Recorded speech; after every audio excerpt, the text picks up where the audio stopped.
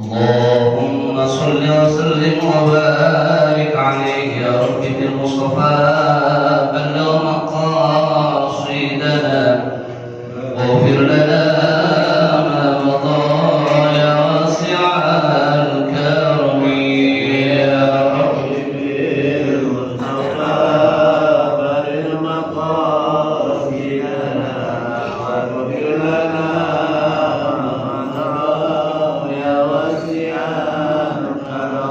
يا أكرم الخلق ما لمن أنوب به سواك عند حلول الحادث العالم يا رب بالمصطفى ولمصائبنا واغفر لنا ما مضى يا واسع الكرم ولا يضيق رسول الله جاءوك بي إذ الكريم تجلى بإثم منتقم يا رب مصطفى بلغ مقاصدنا واغفر لنا ما مضى يا واسع الكرم يا عين الله فالمستمسكون به مستمسكون بحبل غير منفصل يا رب بالمصطفى بلغ مقاصدنا واغفر لنا ما مضى يا واسع الكرم اللهم صل وسلم وبارك عليه اللهم صل وسلم اللهم صل وسلم وزد واهب وانعم وتفضل وبارك بجلالك وكمالك على سيد عبادك واشرف عبادك اسعد العرب والعجم وإمام طيبة والحرم وترجمان بلسان الكدم ومنبع العلم والحلم والحكمة والحكم أبي القاسم سيدنا وحبيبنا وشفيعنا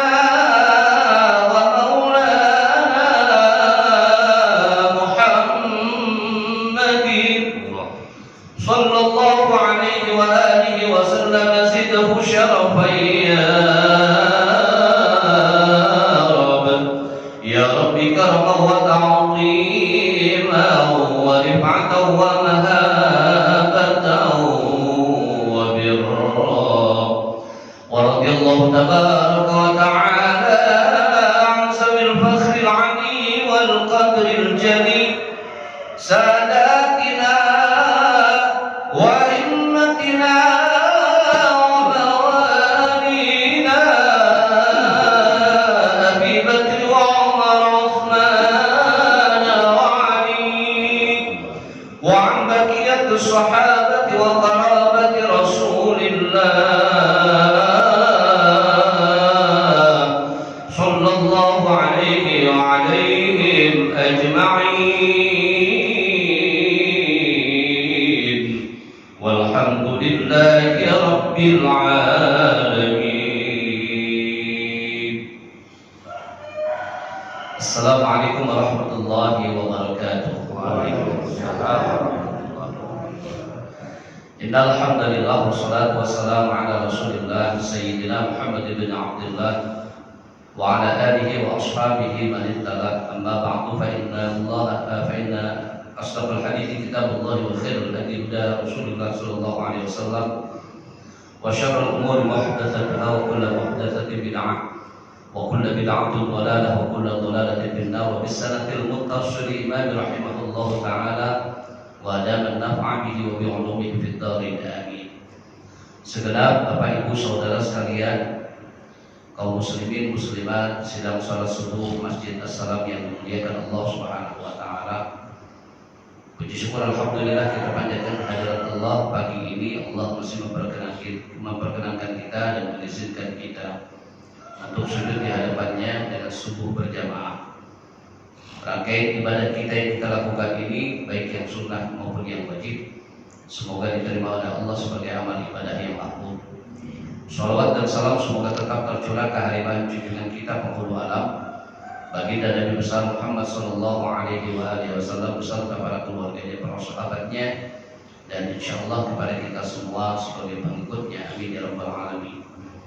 Kita awali kajian kita dengan baca Al-Quran suratul Fatihah, berharap dengan fadilah suratul Fatihah Allah membukakan mata hati kita dengan kebaikan-kebaikan dan segala amal ibadah kita diterima oleh Allah Subhanahu wa taala. Dan apa yang kita bahas pagi ini semoga masuk ke dalam sanubari hati kita untuk bisa kita amalkan dalam kehidupan kita sehari-hari. Bitilkan dia wa'ala kulliyatul salihah wa la hadratin Nabi Mustafa Rasulullah sallallahu alaihi wasallam. Al-Fatihah. A'udzu billahi minasyaitonir rajim. Bismillahirrahmanirrahim. Alhamdulillahirabbil alamin arrahmanir rahim maliki yaumiddin. Iyyaka na'budu wa iyyaka nasta'in ihdinas siratal mustaqim. Shiratal ladzina an'amta 'alaihim ghairil maghdubi 'alaihim waladdallin. Amin.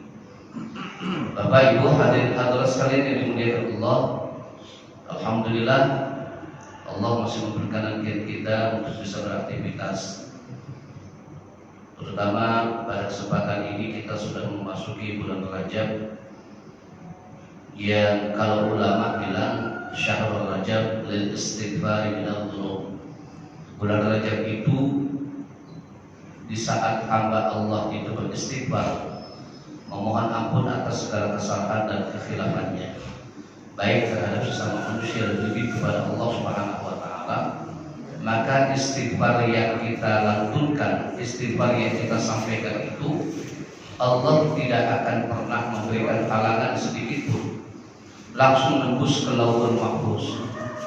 Jadi kalau ibu bapak sekalian di rumah itu mengamalkan astagfirullahaladzim, astagfirullah rabbal baraya, astagfirullah minal khataya, atau rabbighfirli warhamni wa tub 'alayya, rabbighfirli warhamni wa tub 'alayya, maka bacaan itu langsung tembus ke lauhul mahfuz.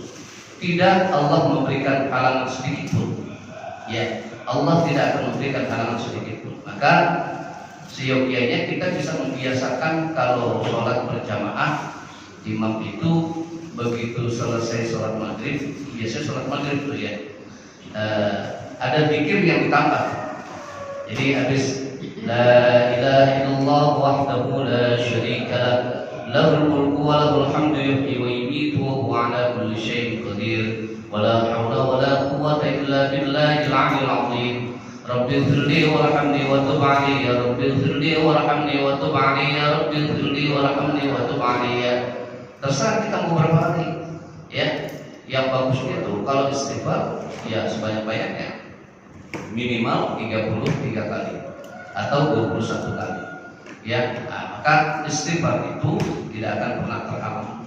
Nah, kita alhamdulillah masih diberikan kesempatan dengan umur kita bisa memasuki bulan Rajab ini. Nanti kalau habis bulan Rajab masuk bulan Sya'ban. Nah, kalau di bulan Sya'ban itu kata jumhur ulama, syahrul Sya'ban lil muhasibun bilal quyub. Bulan Sya'ban itu adalah bulan di mana umat Nabiku, gitu kata Allah, dia bermuhasabah, mengintrospeksikan dirinya dari setiap kesalahan-kesalahan. Ya, kalau orang yang bijak itu kan selalu memuhasabahkan diri. Saya kira-kira banyak salah atau tidak? Saya dengan di bulan saya banyak salah atau tidak? Terus memuhasabahkan dirinya kepada Allah, kira-kira sejauh mana ibadah saya kepada Allah Subhanahu wa taala. Kayaknya saya seputar yang wajib-wajib doang ibadah saya, belum ditambah gitu ya. Kalau cuma sekedar yang wajib-wajib doang, kita baru sekedar tugas manusia gitu, muka bumi. Belum ada keutamaan-keutamaan seperti salat tahajudnya, salat duha, kemudian sedekahnya, kemudian membaca Qur'annya. Ada keutamaan-keutamaan itu dalam ibadah itu yang bisa meningkatkan amaliyah ibadah kita kepada Allah Subhanahu wa taala. Maka di bulan Sya'ban nanti setelah Rajab itu tempatnya kita bermuhasabah diri. Ya, untuk meningkatkan manifestasi ibadah kita kepada Allah. Gitu. Kita nggak stuck dalam ibadah kita ya begitu aja terus. Setiap tahun kita begitu loh. Sepertinya kita hanya menunaikan kewajiban kepada Allah saja. Tidak ada peningkatan kepada Allah dalam ibadah kita. Begitu juga hubungan kita terhadap sesama manusia. Kelihatannya kita sebegitu-gitu aja. Ya, agak cuek dengan manusia atau masa bodoh. Setidaknya ada peningkatan di bulan Sya'ban ini. Ya, kita ada kepedulian terhadap sesama manusia. Kita tengok tetangga kita lihat mana ada orang yang kekurangan, kalau sekiranya kita mampu untuk bisa membantu. Nah, nanti begitu. Ya, membina hubungan baik terhadap keluarga, kepada tetangga. Nah, itu di bulan Sya'ban. Nanti kalau sudah istighfar, kemudian muhasabah, kita ringan untuk melaksanakan ibadah puasa di dalam bulan suci Ramadan. Kalau sudah ringan menjalankan ibadah di bulan suci Ramadan, tidak ada beban, tidak ada merasa berat dalam puasanya, maka kata hadis tadi, kata jumhur ulama, syahrul Ramadan tanwir minal qulub. Bulan Ramadan itu adalah bulan penyinaran hati kita. Bersinarlah hati kita karena sudah didahului dengan istighfar dan muhasabah kepada Allah Subhanahu wa taala. Nah, ini sekedar pembuka ya, untuk supaya kita semangat dalam ibadah kita. Ini sudah masuk bulan Rajab. Bulan Rajab itu jangan hanya berjalan kaki kita. Orang-orang sudah lari kemana-mana gitu. Kita cuma berjalan kaki saja. Yuk kejar, raih kebaikan-kebaikan, kejar prestasi ibadah kita kepada Allah Subhanahu wa taala, terutama di masjid. Ya, yang kaum laki-lakinya di masjid. Ramaikan masjid. Kita dalam keadaan sibuk apapun di masjid. Walaupun kita tidak sholat di masjid atau tidak beribadah di masjid kita. Hubungan kita berada di mana-mana, yang penting kita mampir di masjid. Begitu. Bapak Ibu sekalian, terutama kaum laki-laki, kalau dia membiasakan sholat di masjid itu, ya, dia tidak sangat jarang sholat di rumah, itu bisa meningkatkan tingkat rezeki kita kepada Allah Subhanahu wa taala. Kita nggak sulit. Saya dulu kenal di daerah Pulau itu, namanya Kiai Munfasir. Saya kalau ke sana itu agak ngeri sedap. Karena kalau beliau berhadapan dengan beliau itu luar biasa. Itu kalau ke sana dia pasti mengajarkannya apa? Tinggalkan tentang hubbud dunia, kecintaannya kepada dunia. Kalau saya kerja disuruh berhenti. Kalau saya ngajar formal itu suruh berhenti. Suruhnya ngapain? Buka pengajian di rumah itu aja. Terus jangan pernah tinggalkan sholat berjamaah 5 waktu. Kalau kita kejar akhirat kita, dunianya ngikut di wil. Kalau belum punya keyakinan nggak bisa gitu. Kalau begitu, ya. Kalau kita kejar dunia, akhiratnya nggak ikut. Tapi kalau kita kejar akhirat, dunianya ikut. Nah, saya jujur, hati saya nih, kalau saya kesana itu saya belum siap. Kenapa? Karena memang saya belum bisa meninggalkan hal-hal yang seperti itu. Ya, ada keseimbangan, kalau buat saya sih keseimbangan, gitu. Jadi man arad dan dunia. Jadi siapa yang ingin berbahagia di dunia dengan ilmunya, siapa yang berbahagia dengan akhirat dengan ilmunya. Ya, man arad dan dunia fa'alih bil amri, wa man arad dan akhirat fa'alih bil ilmi, wa man arad man fa'alih bil ilmi. Ya, kalau kita ingin bahagia dunia, akhirat dan kesemuanya harus dengan ilmu. Tetapi keseimbangan hidup itu ada. Itu ya. Jadi hadirin sekalian, kalau kesana itu dia pokoknya mengajarkan kita untuk ibadah.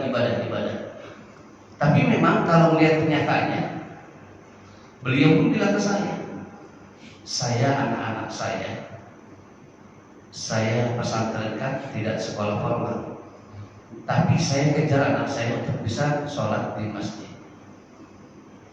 Lihat anak-anak saya sukses. Anak-anak saya ada juga yang pengusaha, walaupun saya suruh tinggal di Ngamok, gitu. Nah saya sendiri, saya berkutat di pesantren, saya berkutat di masjid. Akhirnya itu di mobil punya saya, itu tanah, bahkan ada gunung itu lahannya, itu punya saya. Saya nggak kerja, saya cuma duduk di masjid, saya ibadah. Artinya begini Bapak Ibu sekalian, kalau kita istiqomah di masjid itu, insya Allah rezekinya akan mudah. Ditambah lagi kalau kita kerja, maksudnya begitu, yang lebih bagus tuh ya. Jadi kalau kita kerja mencari nafkah, tapi sholat di masjid nggak pernah ditinggal berjamaahnya, itu lebih mudah. Dan itu saya merasakan sendiri. Dulu itu usia remaja itu, dia namanya remaja, terus baru nikah, saya jarang ke masjid. Di rumah terus sholatnya. Maksudnya kalau di masjid itu ya sering juga, tapi nggak sesering saat punya anak sudah ya. Gitu. Nah, itu rezekinya berbeda. Makanya kalau kita mencoba membiasakan istiqomah di masjid, insya Allah. Ya. Jadi kalau sudah kita banyak istighfar, muhasabah, nanti bulan suci Ramadan kita ringan untuk melaksanakan itu. Nah hadirin hadirat sekalian, izinkan saya untuk menyambung dari pembahasan saya beberapa pertemuan yang lalu tentang masalah sholat Jumat. Ada beberapa rukun sholat Jumat ini, ya, untuk menuntaskan bahasan sholat Jumat ini, supaya terutama bapak-bapak bisa mengerti tentang masalah seharusnya apa yang saya lakukan pada saat sholat Jumat, lalu apa saja yang dilarang pada saat sholat Jumat. Sebenarnya sholat Jumat yang paling utama yang seperti apa? Itu maksudnya, ya. Wa arkanuhuma, dan rukun-rukun dua khutbah itu, yang pertama, seorang khatib itu harus mengucapkan hamdalah atau alhamdulillahirabbil alamin, gitu. Ya, wassalatu wassalamu ala asyrafil anbiya'i wal mursalin. Pokoknya memuji Allah itu namanya. Alhamdulillah wa salatu ala nabi. Ialah memuji Allah dan membaca salawat kepada Nabi. Yang seperti apa salawat kepada Nabi? Allahumma shalli wa sallim ala sayyidina Muhammad wa ala ali sayyidina Muhammad. Amma ba'du. Nah, kayak begitu. Walaupun salawat itu ada di dalam mukadimah, itu berarti sudah cukup. Kalau ada khatib yang tidak mengucapkan salawat, maka batal khutbahnya. Kalau ada khatib yang tidak menyampaikan alhamdulillahirabbil alamin, wassalatu wassalamu ala asyrafil anbiya'i wal mursalin, misalnya begitu, tiba-tiba karena memang dia mungkin terbiasa ceramah umum, assalamualaikum warahmatullahi wabarakatuh. Nah, begitu itu langsung pembahasan hadirin sedang sholat Jumat yang dimuliakan Allah, tidak ada mukadimah. Sementara alhamdulillah hamdalah itu dengan sholawat ada di dalam mukadimah, maka batal sholat Jumatnya. Ya. Wa bilam musrihima wa wasiyatun bitaqwa. Kemudian dengan lafaz memuji dan sholawat dan juga berwasiat dengan takwa. Amma ba'du faya ayyuhal hadirun rahimakumullah. Amma ba'du, dan sesudah itu, maksudnya gitu ya. Faya ayyuhal hadirun, wahai hadirin semuanya. Amma ba'du faya ayyuhal hadirun rahimakumullah. Ittaqullah, bertakwalah kamu kepada Allah. Itu namanya wasiat takwa. Kalau itu tidak disampaikan kepada khatib, maka batal juga. Nah, kalau yang ini sering terjadi ini, karena memang dia tidak terbiasa dengan khutbah Jumat, dia terbiasa dengan ceramah umum. Biasa juga mengisi seminar-seminar, disuruh khutbah Jumat. Misalnya contoh, begitu dia salam, assalamualaikum warahmatullahi, dia baca mukadimah. Begitu sampai amma ba'du, hadirin hadirat sekalian, enggak ada wasiat takwa.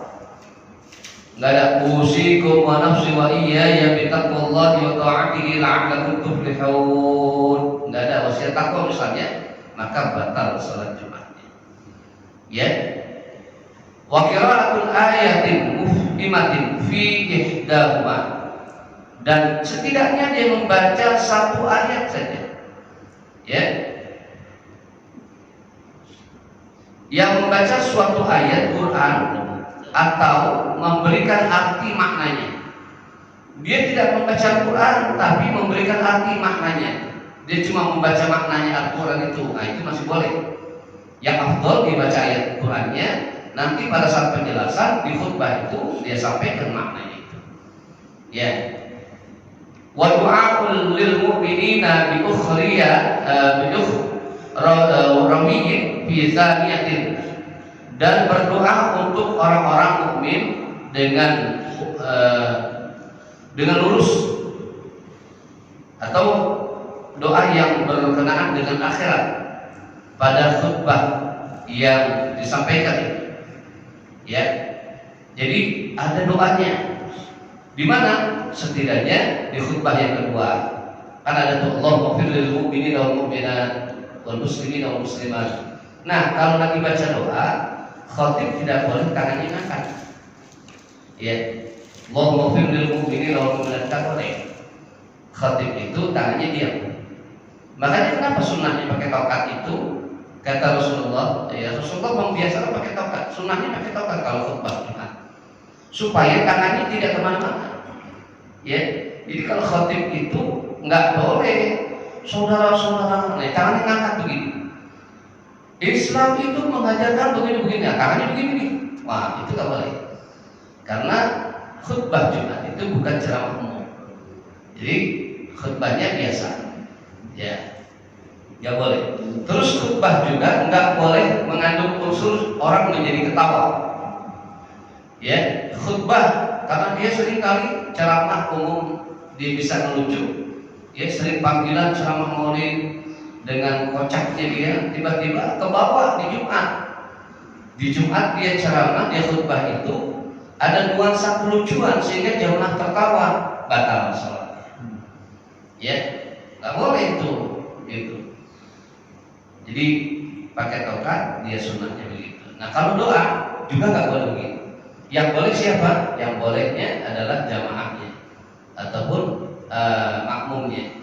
Jadi ketika khatib itu Allahumma ighfir lil mu'minina wal mu'minat, ya jamaah itu amin begini angkat tangan. Ya, kalau jamaah sunnah dia angkat tangan. Allahumma ighfir lil mu'minina wal mu'minat wal muslimina wal muslimat, seperti itu. Jadi kalau jadi khatib juga mesti hati-hati, ya, mesti tahu syarat-syaratnya. Enggak sekedar dia bisa menyampaikan satu materi dalam pokok bahasan itu, tetapi dia juga harus mengerti tentang syarat dan rukunnya sebagai seorang khatib, gitu. Wasyurita julusun bainahuma bituma'ninatin, dan mensyaratkan duduk di antara dua khutbah dengan tumakninah dan berturut-turut. Jadi khatib itu tidak boleh begitu khutbah pertama selesai dia enggak duduk, dia tetap berdiri menyampaikan khutbah kedua. Harusnya dia duduk sejenak, ya, sambil dia membaca doa Ahmad Rasulullah wa Muhammad Rasulullah, Allahumma ighfir lana dzunubana wa liwalidina warhamhum kama rabbayani shaghira. Dibaca begitu. Atau Allahumma shalli ala sayyidina Muhammad wa ala sayyidina Muhammad. Makanya kalau yang di masjid-masjid tua atau masjid-masjid yang orang-orang dulu itu masih kental dengan tradisinya, jadi kalau di antara dua khutbah itu innallaha ghafurur rahim, itu misalnya, duduk tuh, khatib duduk. Nah, muadzinnya nyebut tuh Allahumma shalli ala sayyidina Muhammad wa ala ali sayyidina Muhammad, gitu ya. Nah, untuk menyebut ini Bapak Ibu sekalian yang ditambahin, ya, ada seorang ngomong begini ucapinya, Allahumma shalli ala sayyidina Muhammad wa ala alihi sayyidina Muhammad, yang wa alihi aja sudah cukup, ya. Dinya nanti kemana? Domirnya kita ngaco lagi nanti.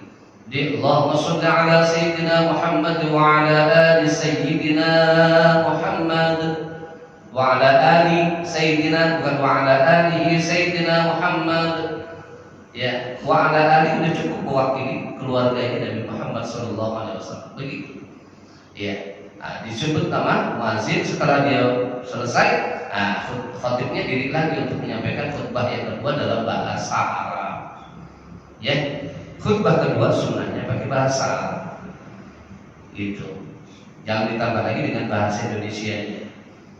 Biasanya kalau saudara kita di sebelah itu orang Muhammadiyah pakai begitu, udah pakai bahasa Arab itu nanti ditambah lagi dengan bahasa Indonesia. Enggak perlu ya, sunnahnya dengan bahasa Arab semua. Terus wa yajibu isma'ul arba'in alladhi tan'aqidu bihimul jum'ah, dan wajib memperdengarkan dua khutbah kepada 40 orang itu yang sah. Jadi Bapak Ibu kalau Jumat itu tidak boleh ada aktivitas. Kita mau negur anak-anak tidak bisa. Anak bersih, khutbah lagi berlangsung, kita sampai keluar ngomong, diam, batal. Ya, ya udah resiko kita diam aja. Nanti setelah sholat Jumat baru kita nasihati. Sebenarnya ada satu masalah lagi, cuma dilema buat kita. Di mana dilemanya? Kotak amal. Pada saat khutbah berlangsung, itu kotak amal jangan jalan sebenarnya. Itu aktivitas berarti. Nah, kapan dia jalannya? Sebelum khutbah Jumat. Cuma permasalahannya sebelum khutbah Jumat orang masih jalan. Iya. Apalagi yang saya rasain dulu pernah. Ya saya bilang cerita itu saya di komplek itu di wilayah Tangerang Kota itu, ya daerah Cipondoh waktu itu saya. Udah jam 12:05 waktu masuk tuh. Jam 12 lewat 3 menit itu saya lihat jamaah nggak ada. Saya doang dengan muazin sama marbot. Gitu. Yang datang. Saya cuma nanya, Pak, ini jam segini belum ada orang, kira-kira jadi nggak sholat Jumat?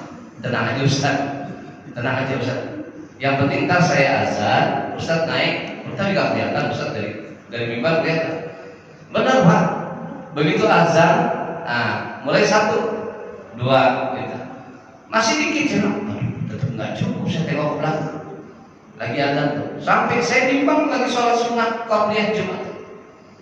Waduh, jadi apa ya? Udah bismillah. Ya, begitu saya naik ke mimbar, muqaddimah, lagi enak penjelasan itu. Oh, datang buku itu, judul Pak. Ada penuh juga tuh masjid. Ya cuma begitu khutbah pertamanya udah mau selesai. Ya, nah kalau begitu kan kotaknya, kalau kita udah jalanin duluan rugi. Ya artinya nggak ada pemasukan buat masjid. Itu kan dilakukan begitu.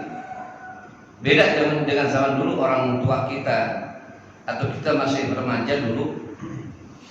Engkong kita itu kalau sholat Jumat jam 11 aja udah sampai masjid. Iya, engkong kita itu jam 11 udah sampai masjid. Orang-orang dulu itu giroh bener, semangat betul kalau sholat Jumat. Iya, udah wangi betul kan, wanginya minyak wangi begitu ya. Orang tua dulu. Iya, masya Allah. Sorban udah selebar-lebar jagat. Orang tua kita dulu, tapi semangatnya luar biasa. Yang naik ontel, yang jalan kaki. Orang tua kita dulu. Nah kalau sekarang orang nunggu dulu khutbah Jumat. Akhirnya sekarang ada kebijakan kan di masjid itu. Kebijakan sebenarnya kurang bagus. Tapi kita memahami, pada akhirnya memahami. Kebijakannya apa? Khutbah jangan lama-lama. Ditulis di mimbar, khutbah tidak boleh lebih dari 15 menit. Muqaddimah aja udah berapa menit? Pembahasan materi 10 menit belum tentu cukup. Kecuali yang sudah terbiasa. Ya, 15 menit kita khutbah. Nah kalau nungguin orang mereka orang ya nggak bisa. Terus apalagi Bapak Ibu sekalian, selain kotak amal itu yang berjalan aktivitas yang tidak boleh. Kita ahli zikirnya.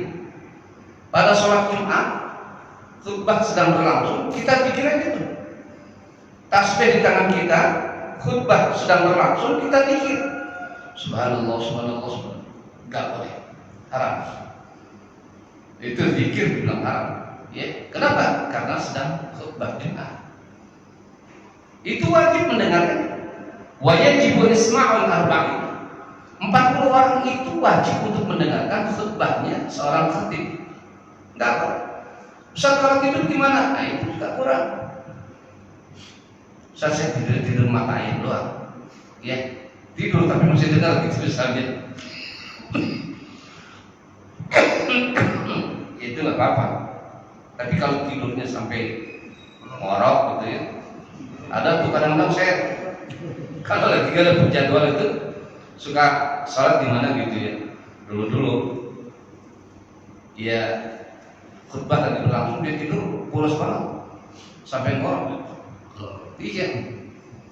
Ada pertanyaan, Ustaz batal nggak kira-kira tuh ya wudhu dia ya? Kan kalau orang wudhu itu kalau tidur dia batal. Nah batal kalau dia dalam posisi tidur. Tapi kalau dalam posisi duduk yang seperti ini, nah tidak batal. Ya, duduk sila tidak batal. Tapi kalau duduknya ngangkat dua kakinya, nah, ada kan yang ngangkat dua kaki itu, nah itu batal. Ya.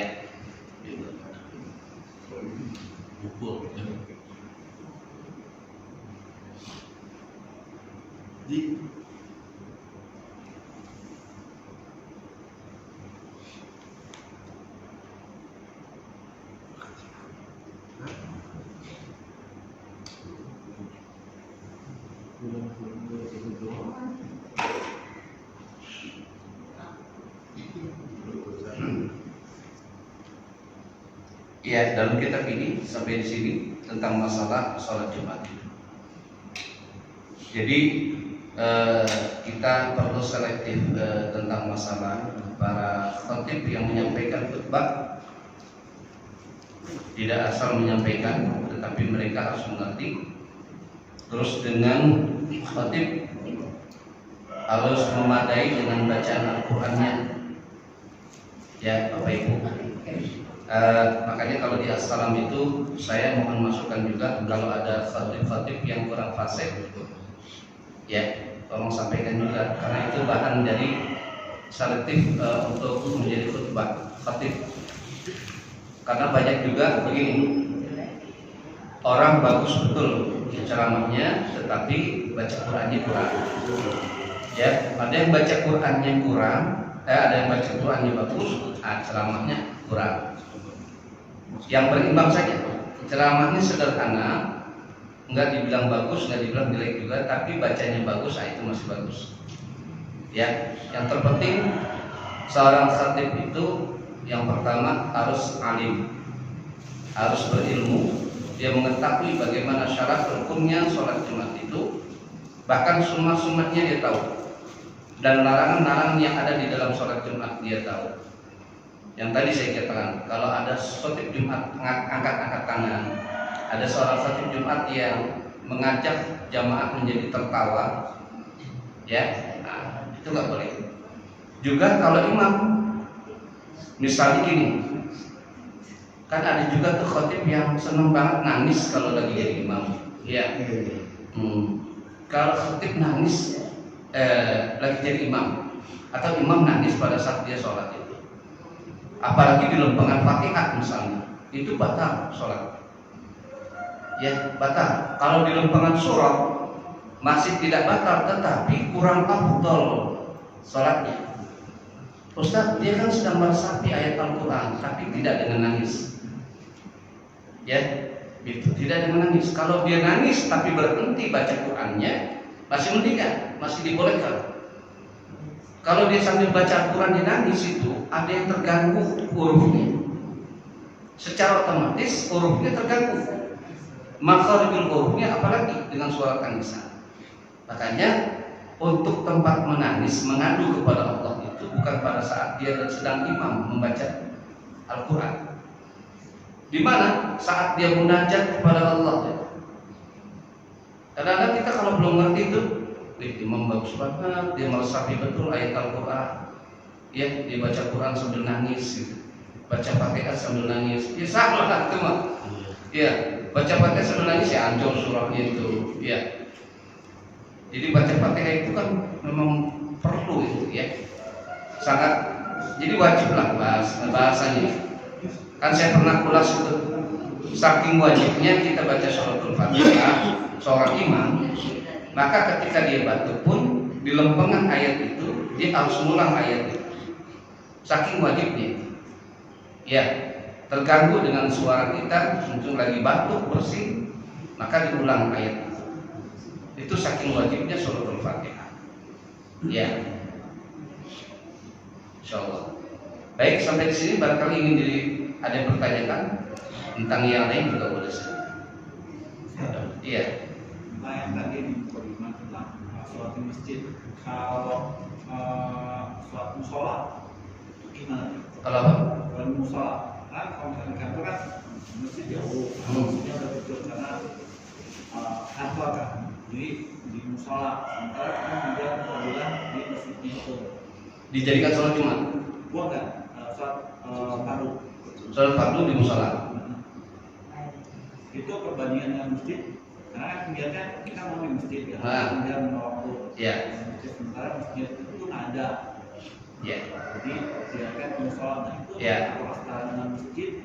Baik. 27 derajatnya itu apa? Kalau keutamaannya tidak mengurangi. Bahasa musola dan masjid itu cuma ada di Indonesia. Ya, di Arab Saudi tidak ada. Musola, sholat di mana? Musola. Orang Arab bingung musola. Musola itu orang yang sedang sholat atau tempat orang sholat, bisa jadi.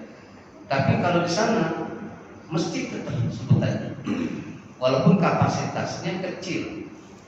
Masjid tempat orang-orang sujud, gitu maksudnya. Ya, adapun kita sholat berjamaah, baik di musola maupun di masjid, sama utamanya mendapatkan 27 derajat. Cuma ada masalah, bolehkah sholat Jumat di musola? Kalau memang dia jauh, masjidnya jauh, kesana jauh, kesini jauh, terus kapasitas masyarakatnya cukup, ya, masyarakat di situ lebih dari 40, yang tinggal di situ 40. Terus kalau Jumat ngumpul semua itu. Nah, kita adakan di situ cuma ada musola. Dia mau bangun untuk berbagai masjid, keterbatasan dari ukuran tanah lahannya kurang. Misalnya itu standar masjid di Indonesia. Nah, terus untuk biayanya pun belum ada. Maka boleh di situ. Ya. Kalau tidak ada ilat, nggak boleh. Ya. Kalau ada ilat, boleh. Kayak kemarin tuh musim corona, saya saja sampai khutbah Jumat di musola. Musola dijadikan masjid untuk sholat Jumat. Boleh atau enggak? Kalau dalam keadaan darurat boleh. Ad-daruratu tubihul mahzurat. Itu kaidah usul. Kedaruratan itu yang membolehkan segala sesuatu yang tadinya dilarang. Darurat. Iya. Nah, waktu musim corona itu sempat perdebatan. Ada ustaz-ustaz yang nggak ngerti apa itu sholat Jumat di musola. Sementara masjid banyak, kita bilang masjid banyak ditutup. Ya, masjid banyak ditutup. Sementara ini orang udah ribut aja sholat Jumat.